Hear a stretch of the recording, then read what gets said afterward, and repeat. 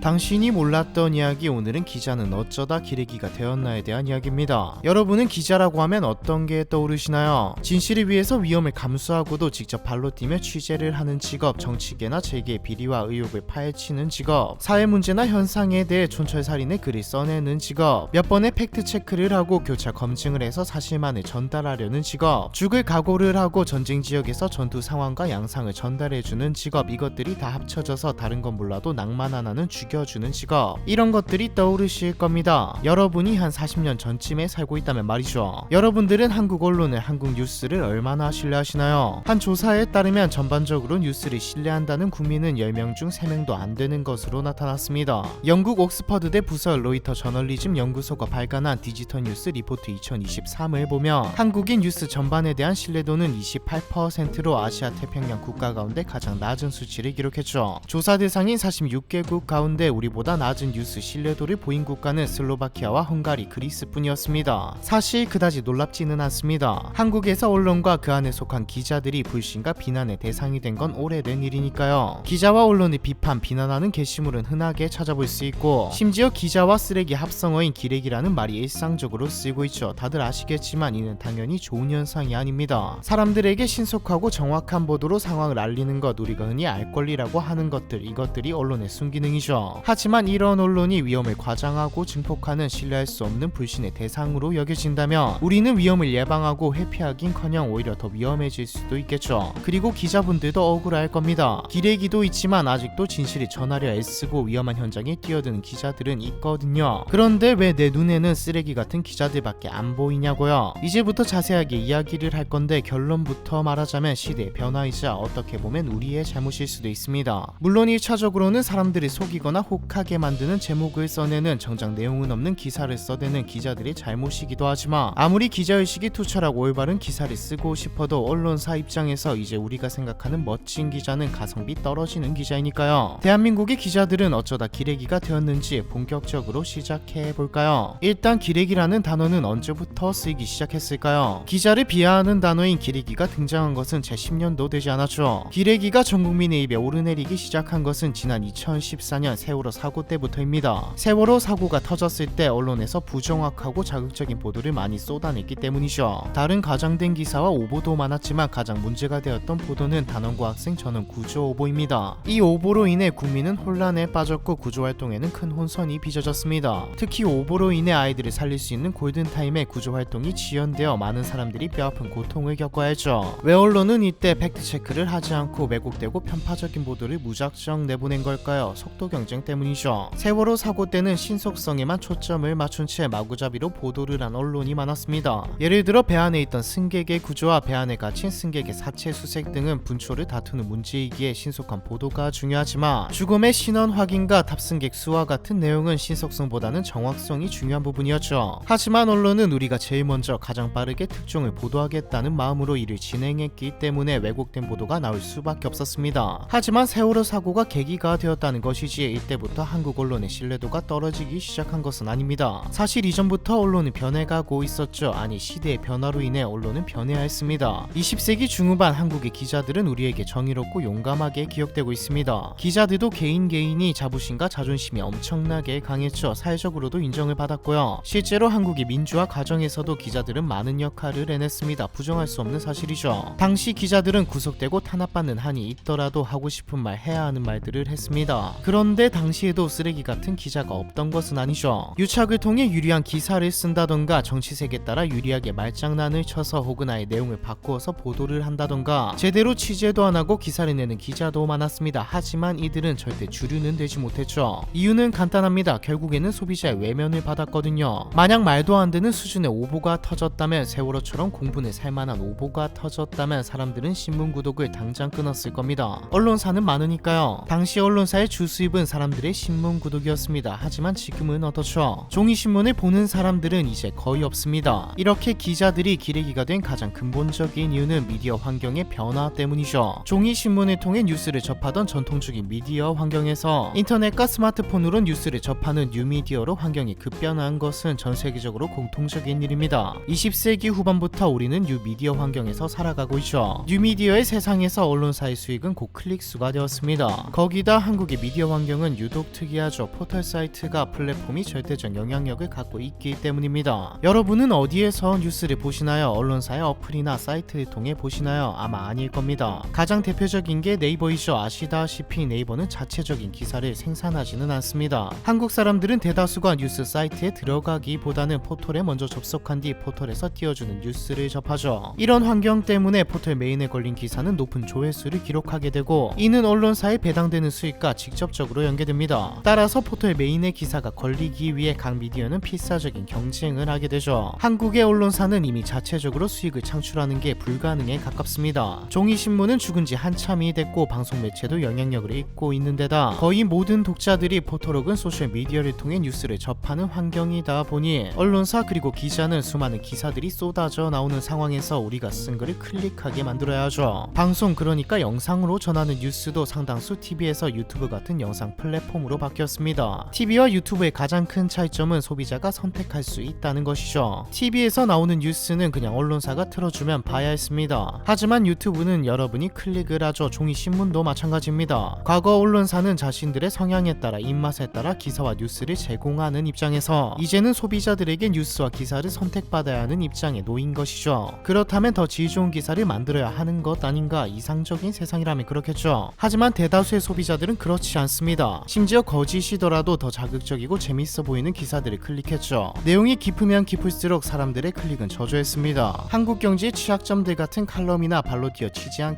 기사들보다는 여성 아이돌 멤버 A씨 새벽에 남자와 모텔에서가 더 높은 클릭률을 자랑했죠. A씨의 기사는 들어가 보면 내용이 개판입니다. 들어가 보면 이번에 A씨가 영화를 촬영했는데 새벽에 남자와 모텔에서 총격전을 벌이는 씬이 나온다 뭐 이런 식이죠. 참고로 제가 지어낸 것이니 찾아보시지는 말길 바랍니다. 전자의 경우 기자 개인의 고도화된 지식과 오랜 조사 시간 혹은 직접 취재를 뛰며 많은 시간과 노동력이 소모되었고 적게는 몇 시간 많게는 수일이 걸렸습니다. 후자의 경우 기사를 작성하는데 걸린 시간은 제목 고민하는 5분 정도지 않을까 싶네요. 여러분이 만약 언론사 사장이라면 어떤 기사를 더 좋아할까요? 언론인의 의식과는 별개로 언론사도 하나의 사업체입니다. 적은 시간 대비 많은 수익 당연히 후자죠. 이렇다 보니 확인되지 않은 자극적인 소문까지도 기사화시키는 지경에 이르렀고요. 이렇게만 보다 보면 국민이 자극적인 것만 찾는 탓이다라고 할 수도 있는데 또 그건 전혀 아니죠. 유튜브만 봐도 사람들은 지식을 제공하는 지식 채널을 많이 봅니다. 사람들은 잘 만들어진 양질의 컨텐츠를 원하죠. 언론사가 만든 양질의 지식 채널도 인기가 있고요. 소비자들은 국민들은 적어도 기사를 써내는 기자들에 대한 신뢰를 이미 잃었기에 기사는 자극적인 것만 소비하는 것일 수도 있습니다. 어차피 믿을 게 못 되니까요. 하지만 진짜 기자들은 억울할 만하죠. 정성껏 기사를 작성해도 사람들은 자극적인 제목을 적어놓은 사실 검증도 제대로 안 된 기사를 더 많이 보고 회사 내에서는 기자로서 프라이드가 아무리 높다 한들 월급 받는 직장인인데 회사에서 조회수도 안 나오는 기사를 좋아할 리가 없습니다. 그런데 이렇게 기레기 언론사로 낙인 찍히면 사람들의 신뢰를 잃어서 오히려 수익이 줄어드는 거 아닌가 싶으실 수 있는데 아이러니하게도 불신을 받는 매체가 신뢰를 받는 매체보다 수익이 높았습니다. 2019년 기준으로 뉴스 신뢰도가 가장 높은 1위, 2위, 3위의 언론사와 가장 신뢰도가 낮은 언론사 세 곳을 비교해보며 매출과 영업이익은 정반대이죠. 경원 유착도 여기 한몫을합니다. 종이신문 구독, 클릭수 말고도 언론사에는 비즈니스 모델이 하나 더 있죠. 바로 광고입니다. 당장 구글에 검색만 조금 해봐도 기사 한 건당 얼마 이런 식으로 돈을 내면 광고성 기사를 작성해주는 것을 찾을 수 있죠. 뿐만 아니라 아예 광고를 주는 큰 기업의 경우는 기업에 대해 비판하는 기사를 내면 광고를 끊어버립니다. 반대로 언론사가 안 좋은 기사를 내려주는 조건으로 돈을 요구하기도 하죠. 혹시 세이브 뉴스 아시나요? 세이브 뉴스는 말 그대로 삭제된 기사를 보관해두고 돈을 내면 보게 해주는 겁니다. 얼마 안가 저작권 위반과 명예훼손 소지가 있다는 명목으로 세이브 뉴스는 없어졌죠. 한 관계자는 기사가 오보로 드러났거나 누군가의 명예를 훼손해 내린 경우가 있는데 이렇게 되살리면 막대한 피해가 예상된다. 기껏 광고랑 맞바꿔 내린 기사가 다시 떠버리니 난리 날 수밖에 없었다라는 말을 했습니다. 뭐 이것만 봐도 언론사가 자유로울 수 없다는 것을 알 수 있죠. 여기다 소비자가 직접 선택하며 기사를 보기 시작하면서 언론사들의 편향성은 더하면 더했지 덜해지지는 않았습니다. 인간은 듣고 싶은 말을 해주는 듣는 것을 좋아하죠. 듣고 싶은 말을 해주는 언론사, 기사들만 찾아보는 겁니다. 이런 상황에서 언론사가 기자가 하고 싶은 말을 할 수 있을까요? 이렇다 보니 아예 자극적인 기사들이 메인으로 하는 언론사들까지 등장했습니다. 황색 언론이라고 하죠. 그럼 한국 언론은 신뢰도 있고 어그로로 돈을 쫓는 기업이 되어버렸으니 이제 방법은 없는 걸까요? 계속 이야기했듯이 일식 있는 기자들이 없는 게 아닙니다. 저희 팀이 자료 조사를 할 때 가장 많이 참고하는 게 기사이죠. 물론 외신이 많기는 하지만 한국에도 양질의 기사나 칼럼을 많이 찾을 수 있습니다. 이들 중에는 놀라울 정도로 한 분야의 깊은 지식을 가지고 있는 기자분들도 있죠. 섬찟할 정도의 분석력을 가지고 있는 사람도 있고요. 일식 있는 기자들도 나름의 방식으로 도전을 해왔습니다. 시민들의 기부금, 일종의 후원금으로 운영을 하겠다거나 다른 활로를 찾아봤지만 전부 다 좋은 성과를 내지 못하고 있죠. 결론적으로 말하면 기레기가 만들어진 것은 뉴미디어의 등장이 직접적인 원인이기는 하지만 언론사의 본분을 잃은 과한 수익 추구와 소비자, 그러니까 우리가 자극적인 뉴스를 선호하는 현상이 합쳐지면서 만들어진 것입니다. 앞에서 말했듯이 언론은 국가에서 중요한 역할을 하죠. 우리 모두가 언론의 건전함을 위해 양질의 정보를 위해 노력하고 사회적 합의를 도출하는 것 말고는 방법이 없습니다. 언론사가 다른 안정적인 비즈니스 모델을 가지게 된다면 가능해지죠. 인터넷이 없어져서 다시 종이신문을 봐야 한다면 모를까 이게 될지는 잘 모르겠네요. 기자가 기레기가 된 이유에 대한 이야기, 이번 편은 여기까지입니다.